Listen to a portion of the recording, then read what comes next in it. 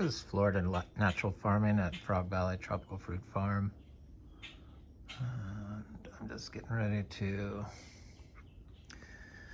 go and check some food. I think I'm going to look at the Rollinias and the Atemoyas and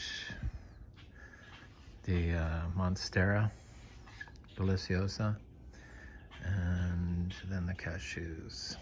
So that's what I'll do.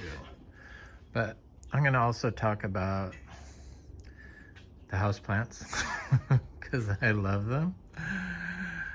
They're my green friends, and I got them to improve our orchard floor. They're very interesting plants, and they are a lot like cacti, so you could do cuttings of the stems and root them easily. People use rooting hormone. I don't understand that, but that's what they've seen or been told, and I've never had to use it, thank God. But I also want to talk about pollution. There's a major pollution problem going on in the world right now. In Florida, you seem to have some of the worst type of pollution. Scary. But rather than focus on that, I want to talk about how Florida Natural Farming this is how you fix pollution in Florida. You got to fix pollution via nature, so time and no disturbance.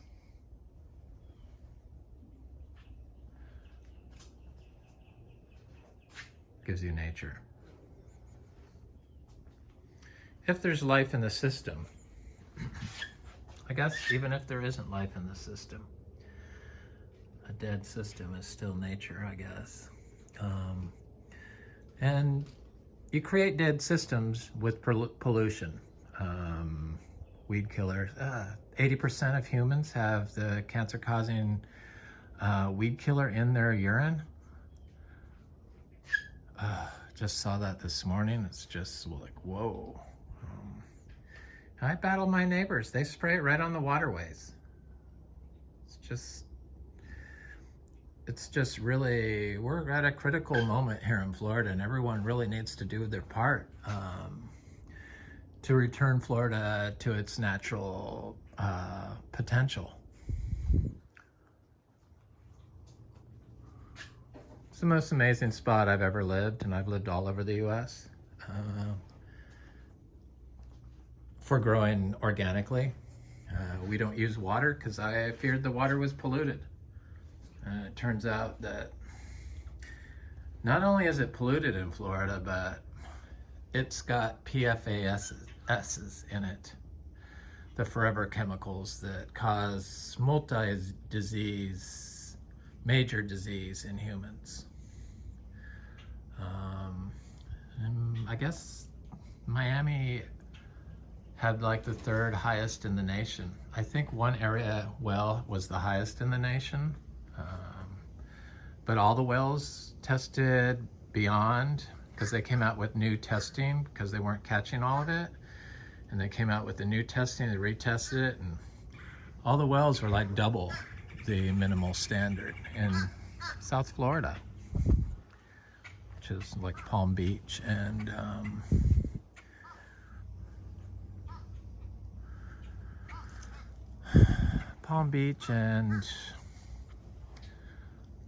points south of here. We're right on the edge of South Florida. Is this all you do, Shelley? Watch the birds and the rats?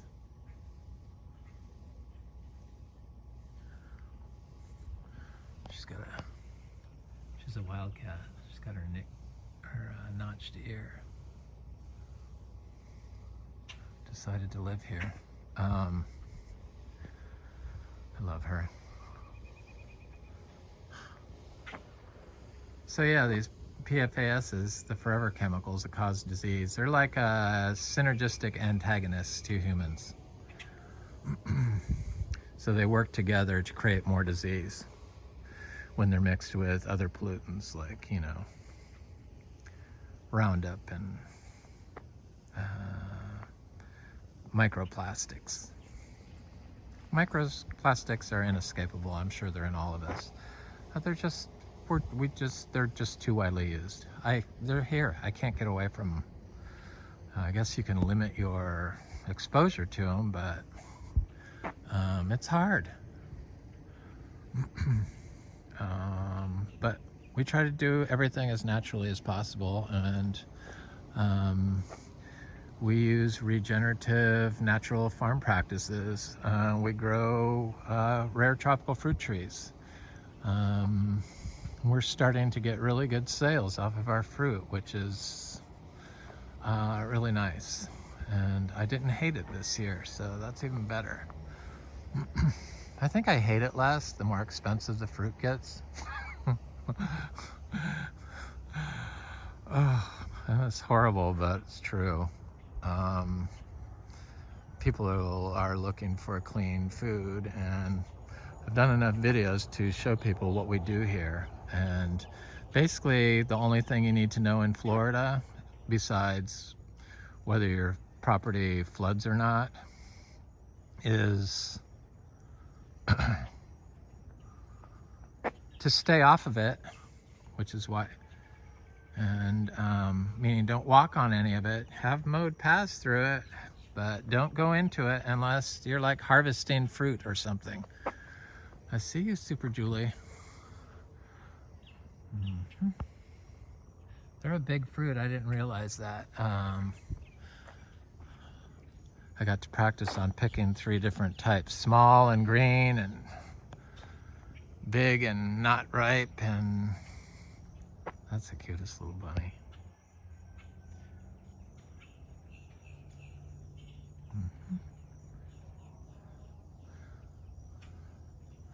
Little baby wood ducks are growing up. Oh, there's 3 sets of them.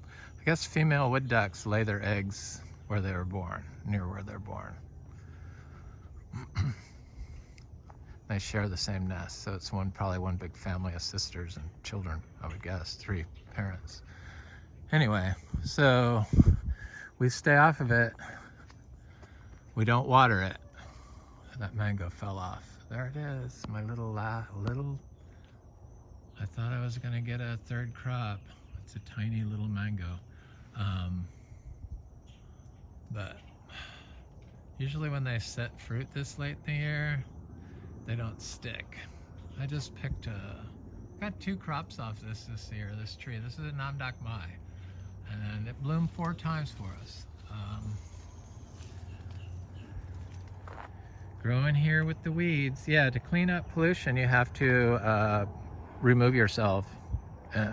You can improve the nature by planting plants into it and then walking away.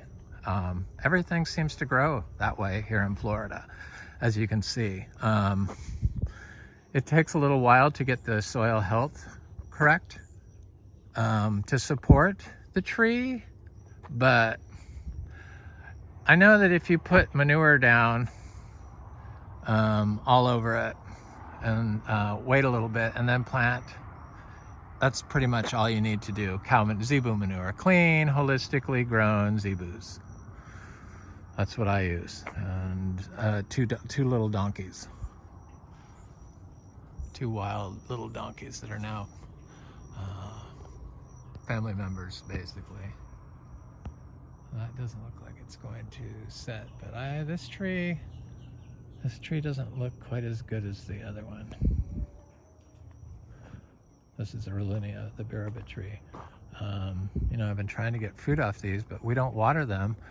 And for the first 5 years, they just, during the drought period, they would lose all their leaves and then grow back. They wouldn't die, but this year they kept their leaves the whole season. And so I think it's like closer to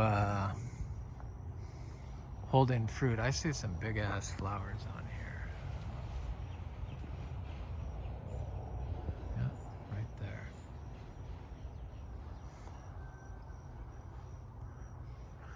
I just refuse to water them. It's been 6 years, especially after seeing all the recent reports out on what is actually in the drinking water from wells in Florida.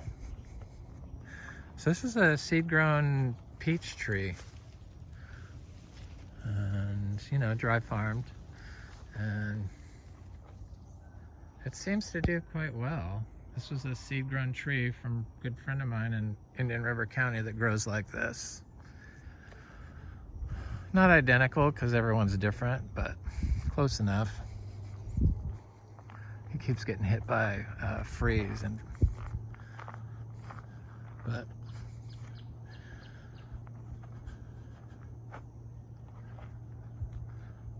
he doesn't have as much ginger as I do, and he doesn't have these big trees. I think you need the big trees.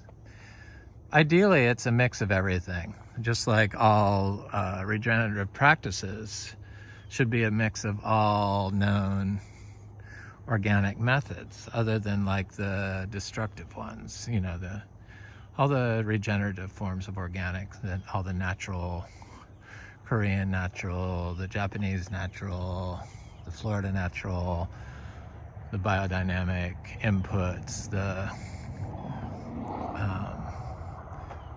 Korean inputs, the manure inputs, and then staying off of it. You know, small amounts. Biological, it's all small amounts because everything moves through water and air. So small, tiny amounts applied every 10 days, basically, would be ideal. And it's mixed inputs. And they can be made up inputs. They could be the water from the moringa tea you drank, or anything like that. It's just everything.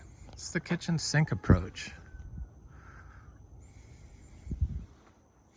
Everything has to be clean, but that's how you fix the soils in Florida, with tropical fruit trees and like ginger and native plants.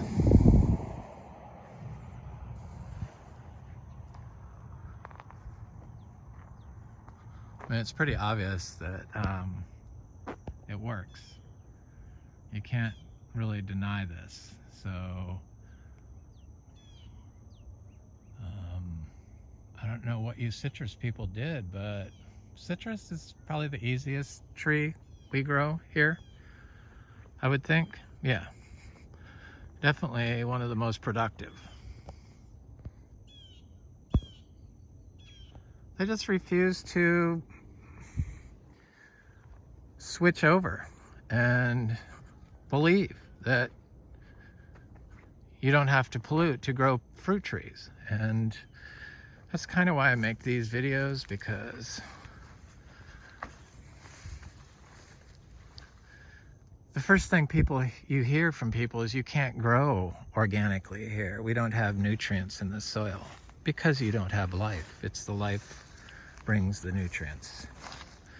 You don't bring the nutrients. You bring the life to your soil system. If you're balancing for nutrients, you're polluting, probably, whether it's organic or conventional. It's called nutrient pollution, and that's kind of how everyone grew, or still grows. A lot of people, they advise you on how much nutrients to put down, and they're like so whack that it's not even worth mentioning them.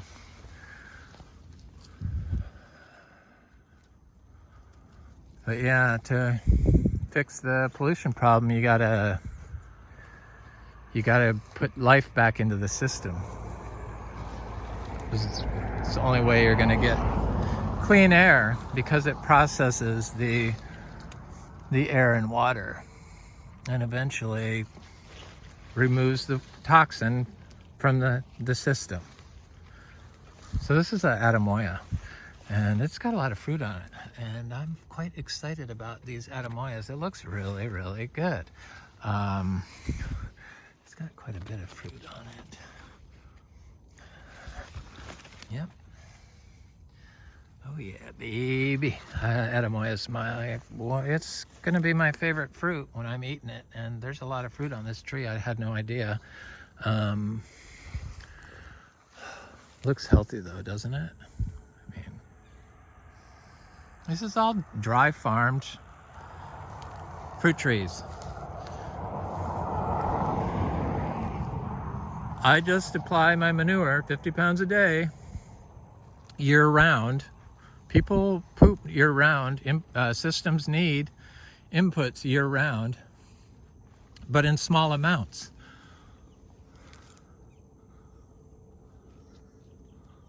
Look at the little fruit on these trees. I probably should thin these things because the branches, I could tell, are gonna start breaking on some of them, and they look good.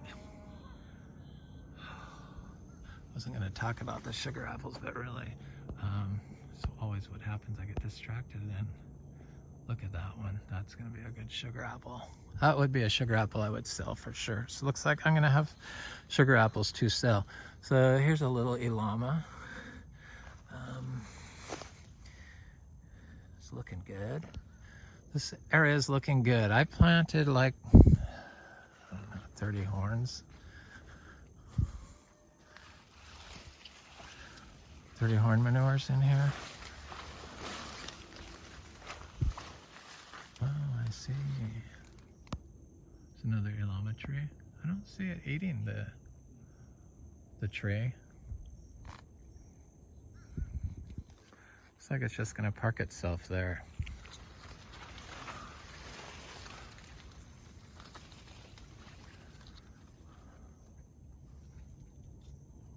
Okay. There's some more of these sugar apples.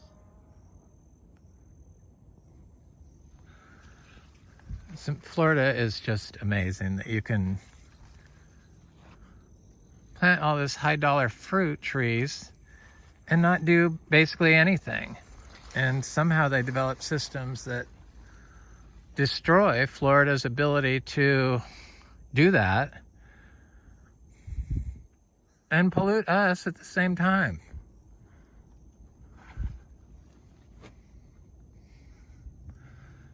They destroy Florida's ability to support life. And if you're eating and feeding your plant chemicals, your food plants, you're consuming the chemicals. And if you have those chemicals in your house plants, you're breathing those chemicals. Look at that cute little frog. This is why you don't spray the fruit trees with copper, people. Nutrient pollution is copper. Anyway, I saw that Miami-Dade is thinking of suing the chemical people that have polluted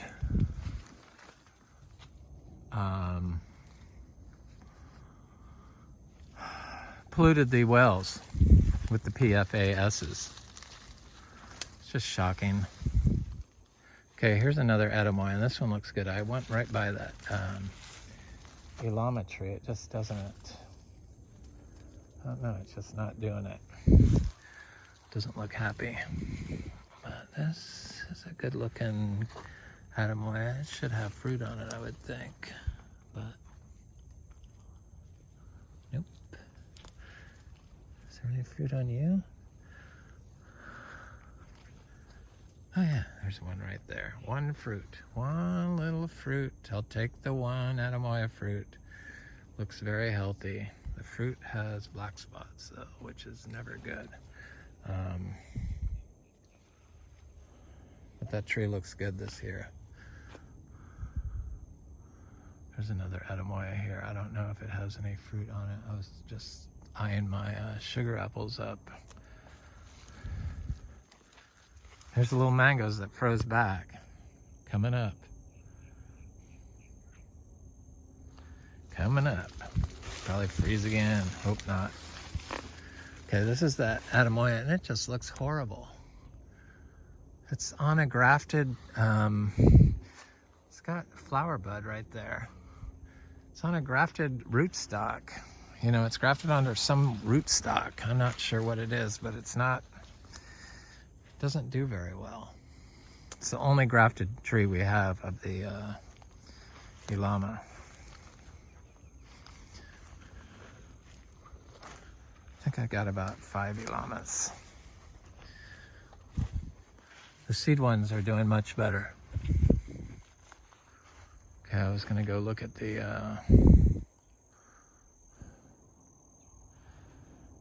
the that's freeze burn from last winter. It's still on there, the leaves and everything. Isn't that amazing? Probably fungi. The arbuscular fungi that grow inside healthy plants that, provide water and harvest water are still in that living tissue, would be my guess. I'm sure they could survive in there. It's just like being in the horn. It probably is still harvesting water from this carbon. Because it's and delivering it to the tree because it's still connected.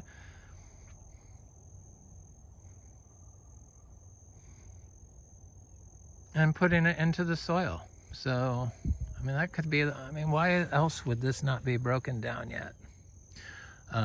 It's been like 7 months. Anyway, I think about stuff like that, so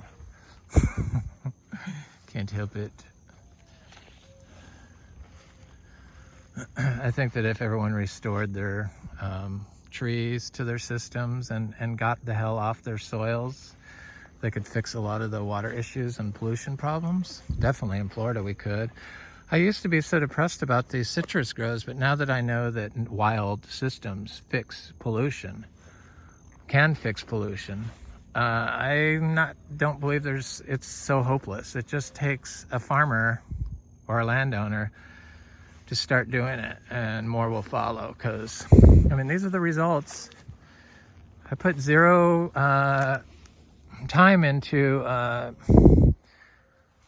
doing any work around here. I just deliver a thing of manure. I clean the stalls where the zebus and the donkeys are, where they're locked in at night, the cows, and plop it down daily. But I use a wheelbarrow, and I always only take a path. I've been plopping it down next to the fruit trees because I noticed that the fruit trees like it. It's very minuscule amounts of manure. If we did what some of the farms say to apply, or some of the nutrient, when you look at nutrients, how much nitrogen should I apply? If you look at stuff like that, then you're probably going to pollute if you take the advice of the information that's out there.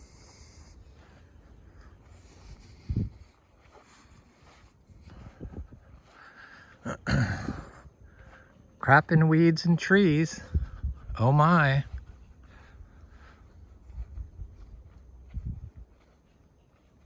Who'd have thought that's what fixes the pollution? Okay, I'm gonna go look at that.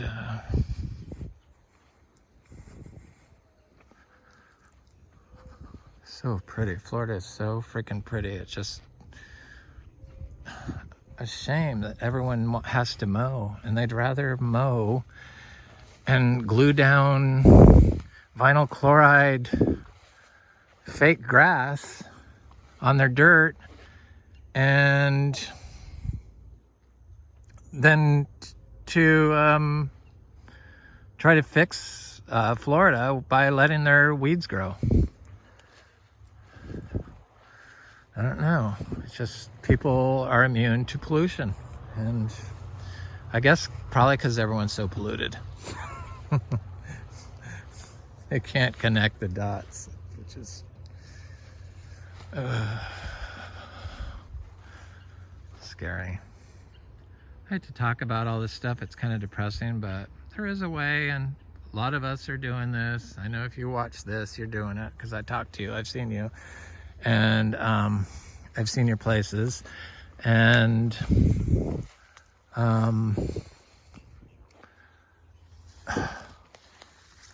it's just gonna take more of us, I guess.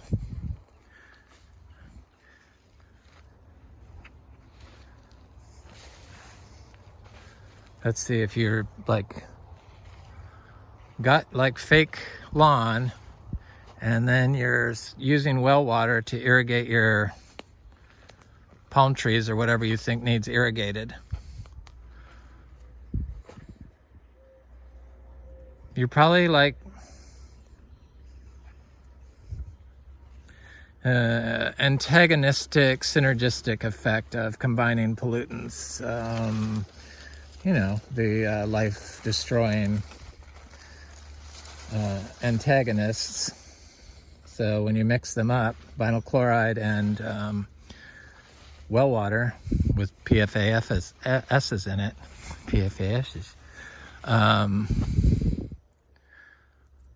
then that probably creates a toxic vapor, would be my guess.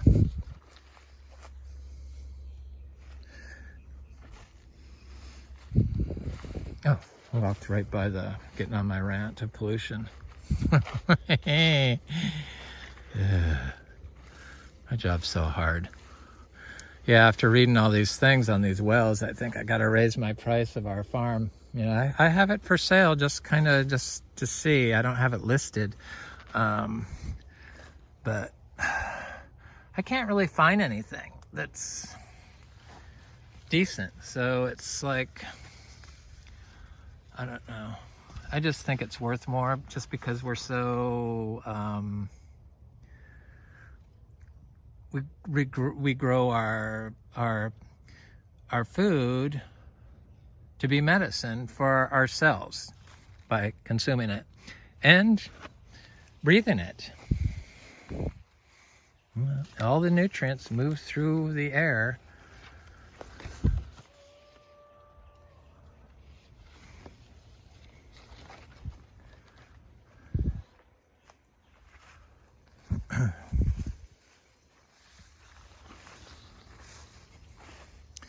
The air and water and life.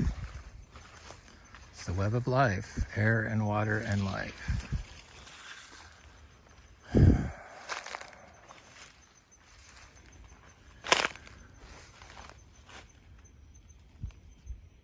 I used to eat oysters.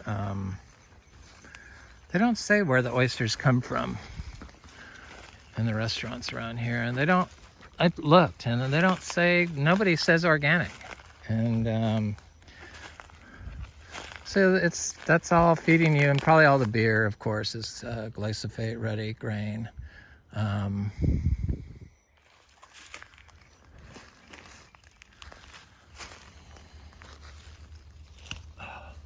Pepper trees. I pull them up. I know they're excellent for the soil, but I can't really manage them when they get too huge. Maybe I don't need to, but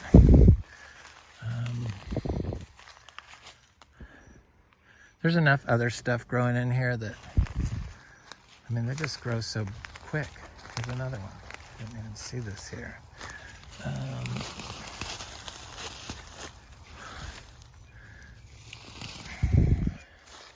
Sorry, little tree, but I got my oak trees in here. So I'm going to grow my air plants on like these littler trees. Or not my air plants, my house plants, my aroids. Here is another one.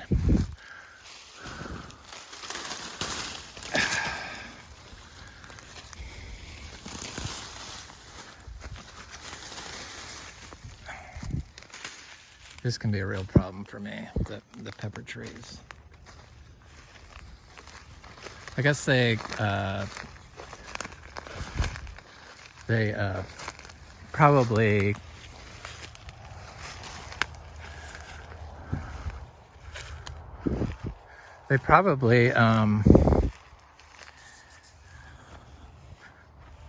do better than good, more good than harm, I'm sure. So I am just as guilty as not wanting to let nature completely take over a space.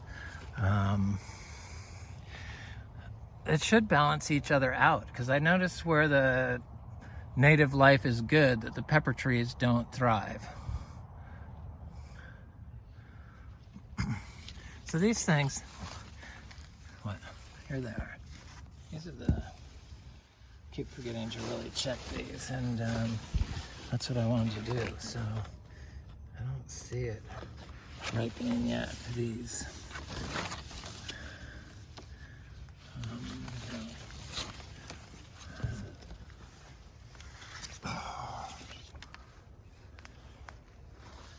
This one though, this one looks promising. These look like they're separating. Probably because it's getting a little sun.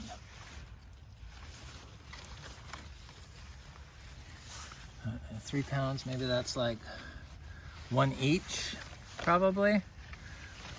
1 pound each, it looks like. Miami Fruit sells those for what, 3 pounds for $127, I think is what I saw. I sure as hell wouldn't want to be eating one of those if it was raised on well water from down there.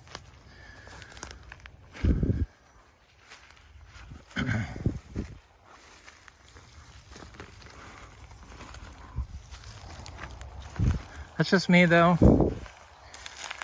I'm kind of paranoid. I think it does make a difference. Oh. Look at these little oak trees. Yeah, these, I could put these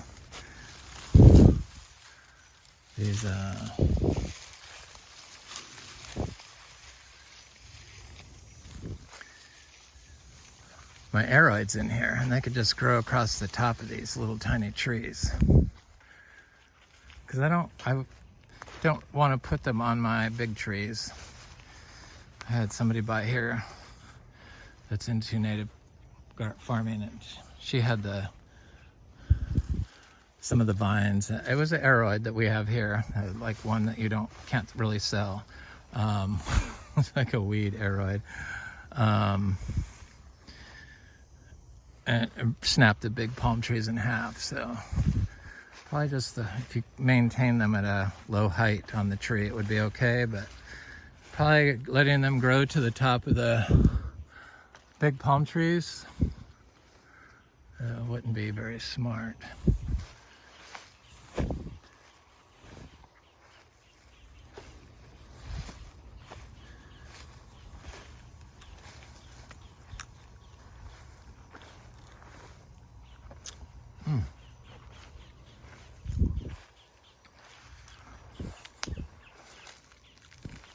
I'm working my way over to the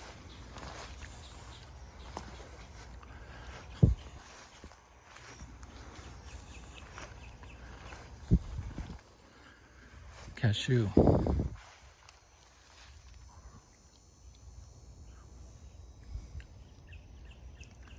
Is this ice cream bean? Surely you can give me some fruit this year, please. I mean, this thing's pretty big.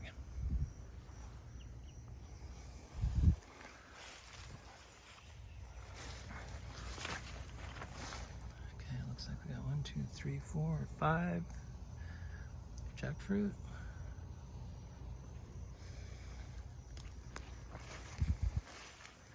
I'll take 5 jackfruit, a little tiny tree. There's the little ducks.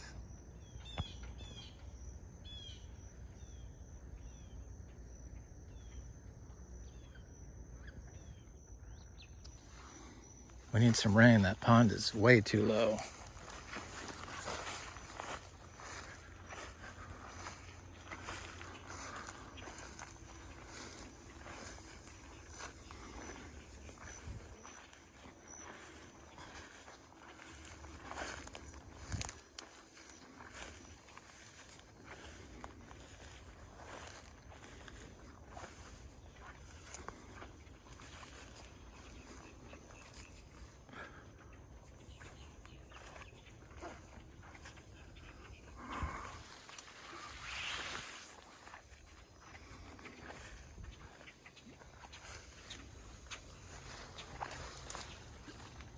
Where's the little ducks?